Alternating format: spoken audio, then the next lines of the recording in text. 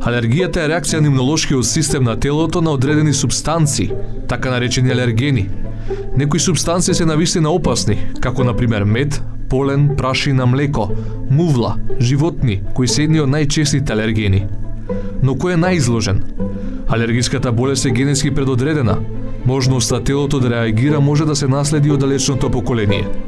Може да се манифестира во детската возраст, во првата година од животот, но не е вообичаено да се појави во кое било друго време од животот. Постои возен ред на манифестацијата на алергиските болести. Ако детето има генетски предиспозиции, најчесто алергијата на некаква храна ја покажува во првите 7 месеци од животот. Клиничките манифестации не секогаш се лесни, постојат и тешки форми на реакции, опасни за животот на човекот. Како што е црвенило на кожата, ненапредување на детето во неговата тежина, вознемиреност и течни крвави столици. Што значи доколку вашето дете манифестира дел од ова, а е во рана возраст доенечка, веднаш побарете контакт со алерголог. Носите ген за алергии. Добро е да донесете милениче дома, поточно куче, кога ќе имате бебе.